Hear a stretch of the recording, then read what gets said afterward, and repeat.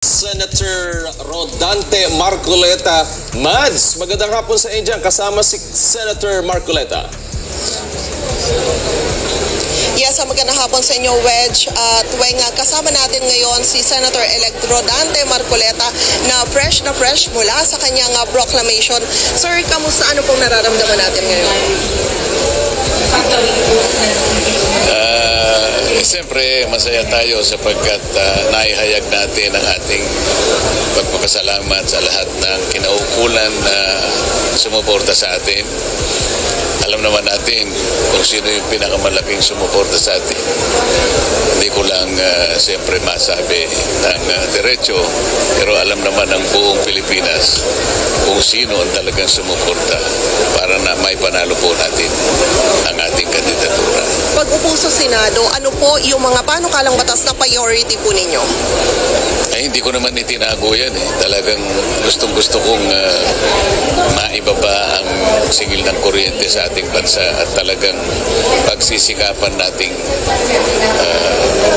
magawa yan sa lalong madaling panahon. Alam kong mahirap yan sapagkat napakarami ang stakeholders dyan at alam natin ang mga babangkain natin dyan. Ngunit alam ko na may pamamaraan naman sa batas at kung pag makakatulong lahat ang aking mga kasama dito sa Senado, yun naman ang aking inaasahan.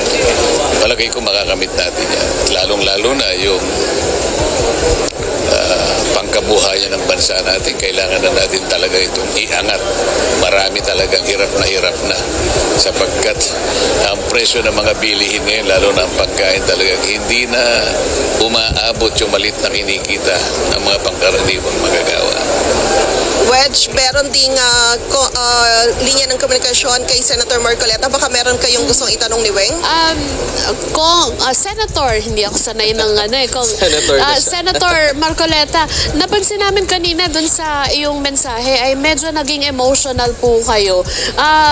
Pwede ba namin malaman ano yung rason bakit parang emotional po kayo dun sa inyong mensahe? Emotional ba ako? Sa tingin ko, sinabi ko lang yung dapat na sabihin sapagkat nalalaman ko naman kung ano ang kalagayan ng bansa natin. At mas nakararami pa itong gusto na lang, puro akusasyon na lang. Pinakamaganda solusyon. Tulungan, hindi yung hidwaan. Yun ang importante. Kaya kung ako'y naging emotional man, palagay ko nabigyan ko lang ng emphasis ang gusto ko talagang sabihin. Sapagkat sa pagsisimula ng trabaho para ayusin mo isang bansa, kailangan walang gulo. Kailangan may pagtutulungan. Kapag hindi tayo nag-umpisa sa pagtutulungan, baka kung saan tayo mapunta. Yun lang naman ang gusto kong bigyan ng diin sa aking pagsasalita. At hindi pansarili. Yun ang gusto ko kasing itama. Hindi pansarili ang pagsiservisyo, kundi pagsisilbi sa higit na nakararami. Senator Marcoleta, pwede bang kayo ay maging tulay or bridge para po pagkasunduin ang, sabihin natin, magkakaibang partido dyan sa Senado? Kasi kung patuloy po magkakawatak-watak yan kahit napakaganda ng mga panukala, wala mangyayari kung pag maglalabanan lang po parati.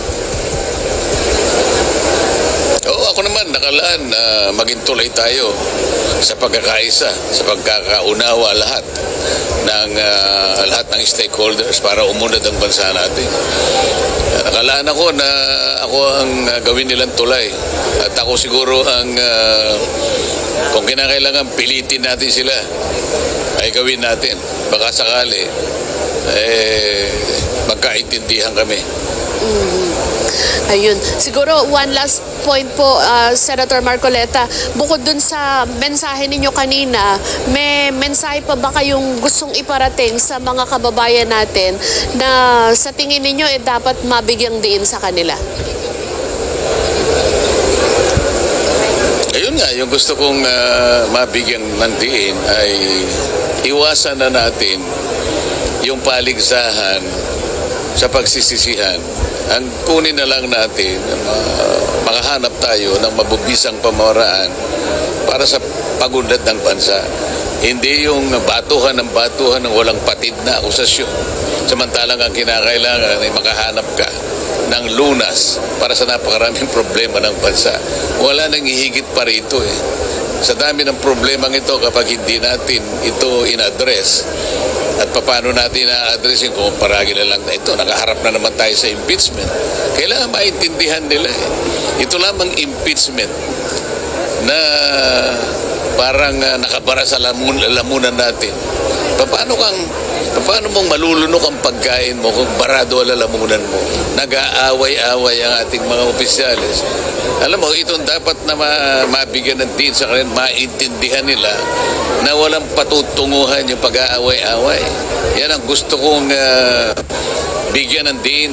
Sa una pa lang na pagkakataon siguro na pag-usapan natin ng impeachment siguro, gagawa na ako ng paraan na itigil na natin ito.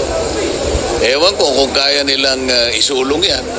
Pero sa ganang akin, doon pa lamang siguro na pag-uusapan ng 20th Congress siguro, sapagkat hindi naman natatapos sa 19th Congress ito eh.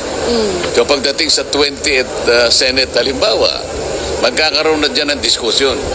Magkakaroon dyan ng debate, palagay ko eh.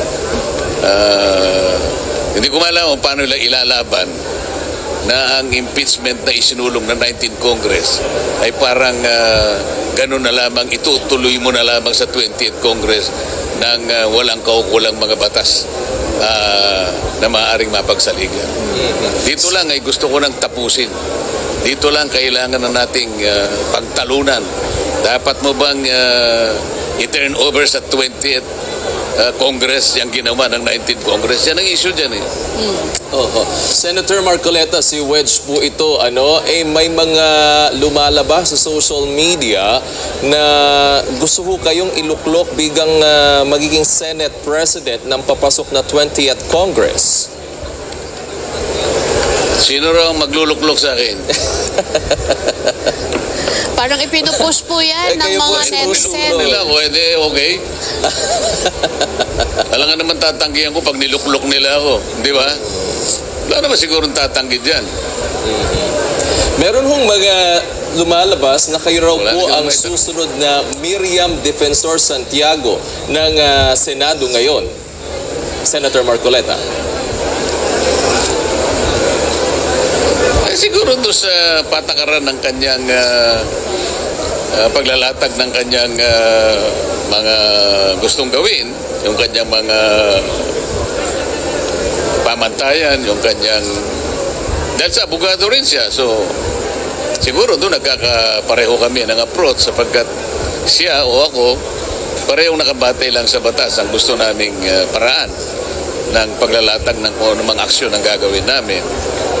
At siguro dahil sa may katapangan siya, ako naman siguro may konting tapang sapagkat pag tama talaga, kahit saan tayo mapunta talaga naman makikipag-away tayo. Kahit nagawan pa nila ako ng hopya, alam mo naman yun. Yan. Oo nga, may hopya pa rin daw.